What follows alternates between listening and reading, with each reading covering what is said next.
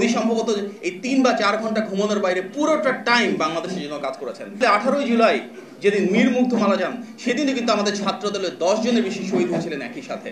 সুতরাং আমরা যদি 16 জুলাই থেকে একদম 5 আগস্ট পর্যন্ত দেখি, প্রতিটা দিন যারা শহীদ হয়েছেন তাদের যদি আমরা রাজনৈতিক পরিচয় দেখি, সবচেয়ে বেশি কিন্তু আমাদের বিএনপি নেতাকর্মীরাই।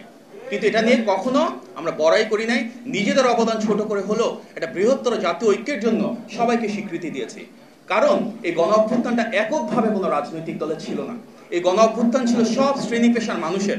এখানে যেমন রিক্সা চালক ছিল, ছিন্নমূল ছিল, এখানে যেমন অনেক গার্ডিয়ান ছিলেন, অনেক রিটায়ার্ড অফিসিয়ালস ছিলেন, এখানে কৃষিবিদ ছিলেন, এখানে ডাক্তার ছিলেন, ইঞ্জিনিয়ার ছিলেন, প্রবাসীরা ছিলেন, এখানে শিক্ষাবিদ ছিলেন, এখানে সাংবাদিক ছিলেন।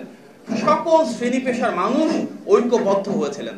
ঐক্যবদ্ধ হয়ে বিএনপি এবং সকল গণতন্ত্রের পক্ষে রাজনৈতিক শক্তির সাথে কাঁধে কাঁধ মিলিয়ে রাজপথে নেমে এসেছিলেন।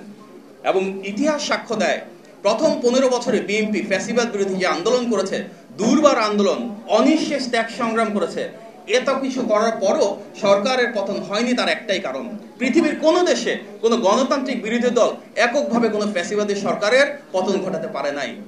যখন একটি ফ্যাসিবাদী সরকারের বিরুদ্ধে একটি গণতান্ত্রিক রাজনৈতিক দল থাকে, তখন তার সকল শ্রেণী পেশার মানুষের অংশগ্রহণের মাধ্যমে একটা গণ অভ্যুত্থানের প্রয়োজন হয়।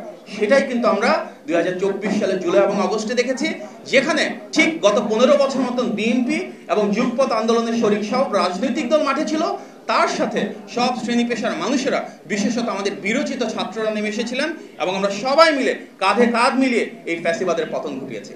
সুতরাং উপস্থিত সুধীবৃন্দ, আমাদের এই গণ অভ্যুত্থান এককভাবে যেমন কোনো রাজনৈতিক দলের না, এককভাবে কোনো গোষ্ঠীর না, এটা এমন একটি অর্জন যেখানে একদিকে ছিল বাংলাদেশ, আরেকদিকে ছিল ফ্যাসিবাদ। সুতরাং ফ্যাসিবাদের বিরুদ্ধে পুরো বাংলাদেশ এক হয়েছিল।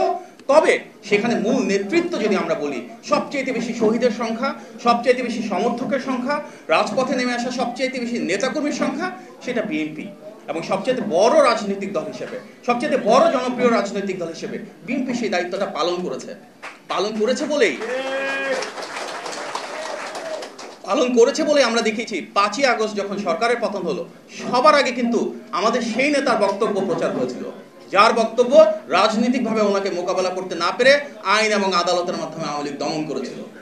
কারণ কি, আমাদের নেতা বিএনপির ভারপ্রাপ্ত চেয়ারম্যান তারেক রহমান, আপনারা দেখেছেন শুধুমাত্র পাবলিকলি ওনার বক্তব্য বিবৃতিতে উনি কিভাবে ওনার ফেসবুক এবং টুইটের মাধ্যমে সারা বাংলাদেশকে একত্রিত করেছিলেন। কিন্তু তার পেছনেও উনি সম্ভবত এই 3 বা 4 ঘন্টা ঘুমানোর বাইরে পুরোটা টাইম বাংলাদেশের জন্য কাজ করেছেন। এখানে রিজভী ভাই আছেন, উনি দেখেছেন ওনার কিভাবে রিজভী ভাইয়ের নির্দেশনা এবং নেতৃত্বে জনাব তারেক রহমানের নেতৃত্ব বাংলাদেশে উনি পৌঁছে দিয়েছিলেন। সুতরাং আমরা যখন একটা নির্মোহ জরিপের মাধ্যমে, পর্যালোচনার মাধ্যমে এই গণ অভ্যুত্থান কিভাবে হলো, তার প্রেক্ষাপট গত 15 বছরে কিভাবে তৈরি হলো, সেটা তৈরি করতে পারবো, তখনই আমরা গণ অভ্যুত্থানের আকাঙ্ক্ষাটাকে ধারণ করতে পারবো। আর সেই গণ অভ্যুত্থানের আকাঙ্ক্ষা ছিল কি? সংবিধানের সংশোধন না, গণ অভ্যুত্থানের আকাঙ্ক্ষা ছিল এমন একটা সরকার যেটা জবাবদিহিমূলক হবে। আর সেই জবাবদিহিমূলক সরকার 16 বছরে হয় নাই, কারণ পরপর 3টা নির্বাচন হয়েছে, একটা বিনা ভোটের নির্বাচন, একটা নিশিরাতের নির্বাচন, আর একটা ডামি নির্বাচন। যেই নির্বাচনকে নামে নির্বাচনে পাঠিয়ে সেখানে গণমানুষের ভোটের নিয়ে ফ্যাসিবাদ কায়েম করা হয়েছে। তার মানে ফ্যাসিবাদের মৌলিক কারণ সংবিধান সংশোধন ছিল না, ফ্যাসিবাদের মৌলিক কারণ ছিল ভোটের অধিকার হরণ করা। আমরা যদি সেই বাংলাদেশ গড়ে তুলতে চাই, আমাদের সেই এমন একটা নির্বাচন প্রয়োজন, এমন একটা সরকার প্রয়োজন যার জনগণের ম্যান্ডেট থাকবে, সেই নির্বাচিত সরকারের জনগণের আকাঙ্ক্ষার প্রতিফলন করবে। আজকে যে জাতীয় ঐক্যের কথা বলা হচ্ছে, সেই জাতীয় ঐক্যও কিন্তু আমাদের অ্যাক্টিং চেয়ারম্যান জনাব তারেক রহমানের নেতৃত্বে হয়েছিল। সেই জাতীয় ঐক্যের কারণেই কিন্তু আমরা 2023 সালে যুগপৎ আন্দোলনের শরিক সকল রাজনৈতিক দল এক হয়ে সেই ঐতিহাসিক আমাদের 31 দফা পেয়েছিলাম ওনার কাছ থেকে। আজকে যে সংস্কার নিয়ে কথা বলা হচ্ছে, সকল সংস্কারের প্রেক্ষাপট কিন্তু সেই 31 দফা। বাংলাদেশে যতগুলো যৌক্তিক বাস্তবসম্মত সংস্কারের কথা বলা হচ্ছে, প্রায় প্রত্যেকটা আমাদের 31 দফা থেকে এসেছে। সুতরাং বর্তমান বাংলাদেশের প্রেক্ষাপটে যে কোনো সংস্কার প্রস্তাবনার প্রধান প্রস্তাবক এবং ধারক আমাদের এই দল বিএনপি।